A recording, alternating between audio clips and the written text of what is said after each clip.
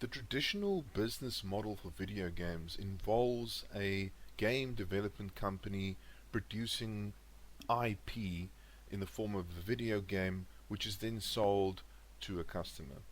But there are ancillary sources of revenue like merchandising and licensing, but there are also other popular monetization. But the focus of my presentation is about microtransactions. So what we're talking about here is the in-game sale of content, whether it be aesthetic or some kind of boost that allows you to get an advantage in the game. There is a transaction taking place where a player is allowed to pay real fiat currency for an in-game currency that is only allowed to be used in that game. It's a virtual currency, it's a virtual good, so we do need to have a look at when do regulations need to step in, and also what is the legal nature of these goods. The law relating to the use of virtual property in video games is still in its infancy stage.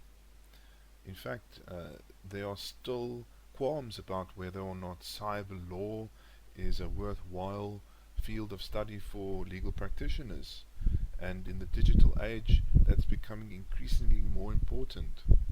There are many risks that not only consumers face, but developers need to be mindful of. The short answer is, if your game is using a closed loop system for your virtual goods and currency, then it's okay. As soon as you move into the open loop system, that's where you need to make sure that you're covering your bases. Before we look internationally, let's look generally at the nature of virtual property and its ownership. So historically, property has always been considered a thing that belonged to someone. And when we talk about a tangible piece of property, it's fairly simple to establish a real right of ownership. But on what basis are you able to claim ownership of a virtual property inside a game which itself is a virtual piece of intellectual property subject to copyright? Are you the owner of an item which you have created for the game? Are you even an owner of the item which you purchased from the game company's auction house or in-game market?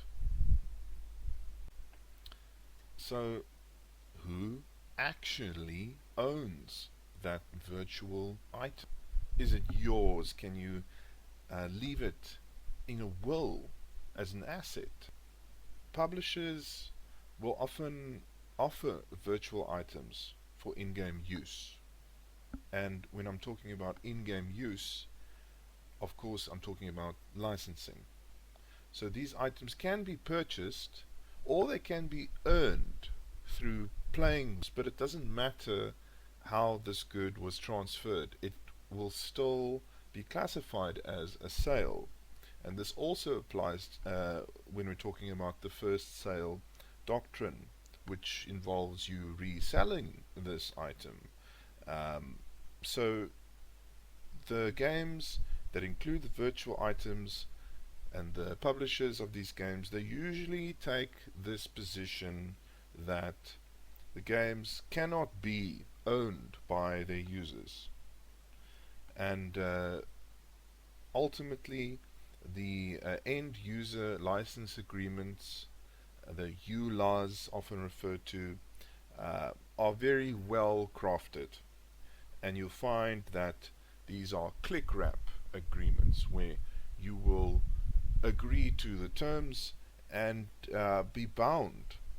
So oftentimes you'll find that this contract, this agreement, this EULA, it supersedes certain intellectual property laws. For example, if you made an item for a game, you're the author from a copyright perspective, but this contract that you've signed by purchasing the game and being a licensee of the game does not grant you ownership.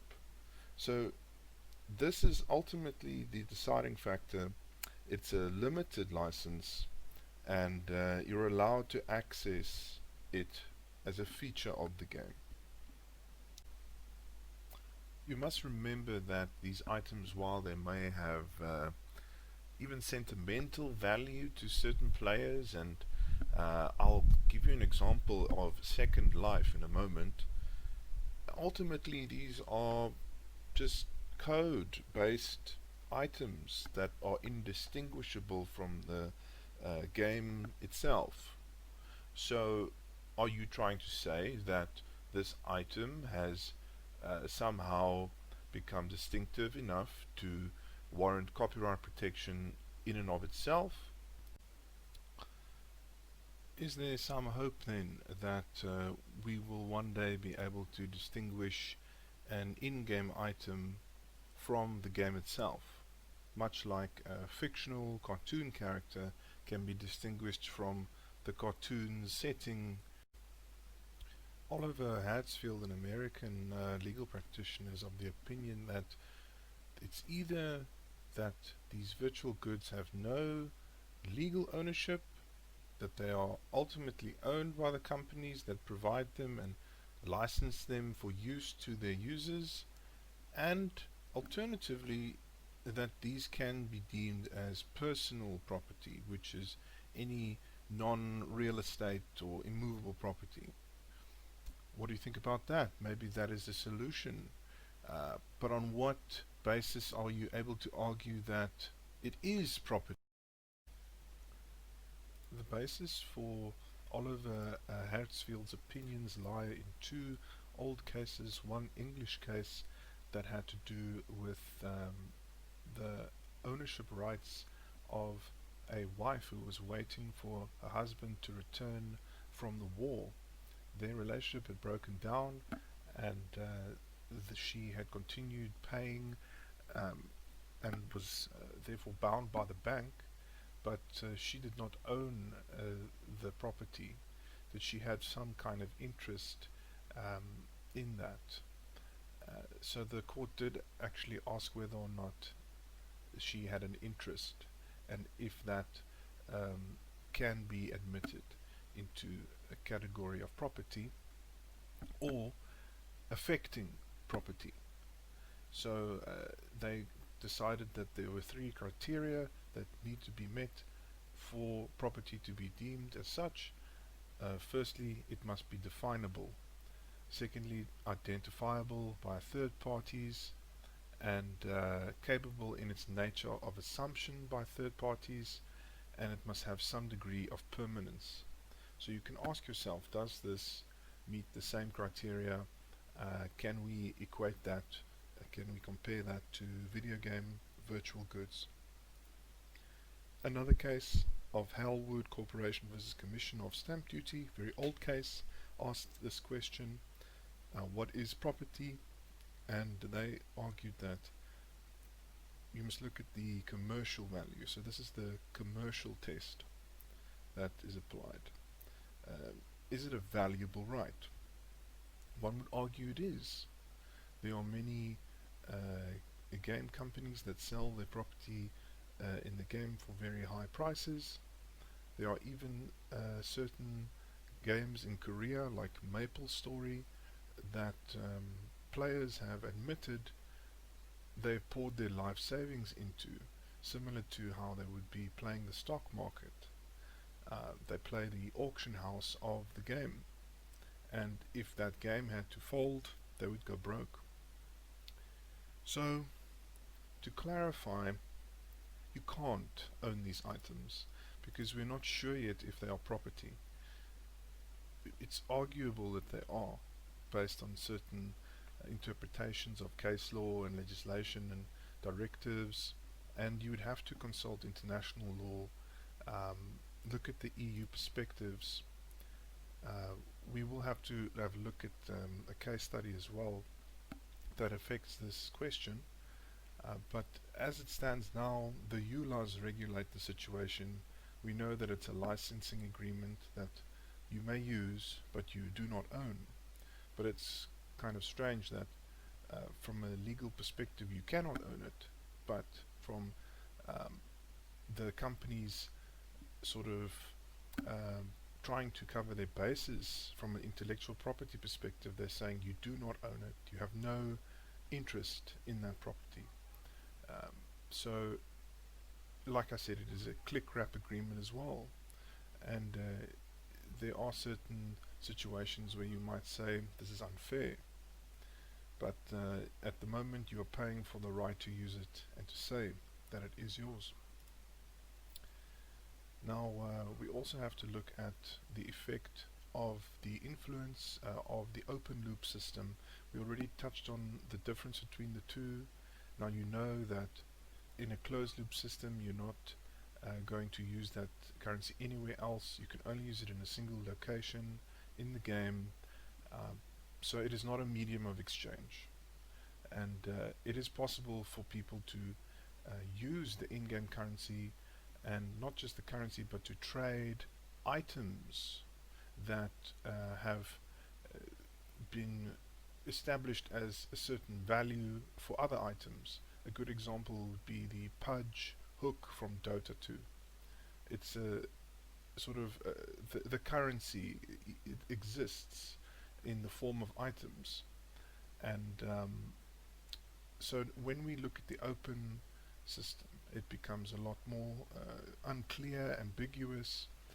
The legal distinction becomes even murkier, and now we know that because there's possibility for third-party exploitation and for the transference of currencies, it means that regulation is necessary. Finally, we'll have a look at a case study from 2012. It involves a game known as Second Life, where players accrue wealth and become famous and live their virtual selves in this game. And this is a very notable example of ownership issues of virtual property in video games in an open loop system. The currency of Second Life, it's called Linden dollars, and you accumulate it in various ways, and some people use this as their primary source of IRL income. They can create skins for the game. They can even flip houses in the game. That's the biggest money maker in Second Life. So here we're talking about real, in quotation mark, property within the video game that to the players have significant value. So there's some kind of valuable right that can be established. But yeah, let's look at the facts. In Evans versus Linden Research, Linden retained and stored the virtual items in virtual land on its servers. Electromagnetic copies of these items were held on record for the players, and in order for them to access these, they would have to pay tier fees, which were similar to property taxes. And within the EULAS of the game, players were allowed certain exclusive rights to these properties. For example, to live in them, rent them out, and resell them. So the game is trying to emulate real life by giving players real control and ownership. But what exactly is the meaning of ownership within this game? So the plaintiff was a group of players. It was a class action lawsuit, and this is obviously an American case, and it claimed that Linden had guaranteed through not only its advertising but also its EULAS that actual ownership was established in these virtual items. But interestingly enough, Linden said that they never intended to give an actual real right of ownership of the electromagnetic record, but in fact they gave the users the copyright to their user-generated derivative works. And as a previous example, you'll remember that in a game like Warcraft 3 Reforged, that is not the case. In fact, the industry standard is that you do not own your user-generated derivative works. You may use them and resell them, but ownership is transferred. So, as a marketing tactic, in order to emulate this real-life situation, Linden said that yes, you have a real IP right, a copyright that we will preserve. And in so doing, they represented that they would. But on their website, initially, they said Second Life is an online 3D virtual imagined world created and owned by its residents, and that owned was emphasized on the website as well.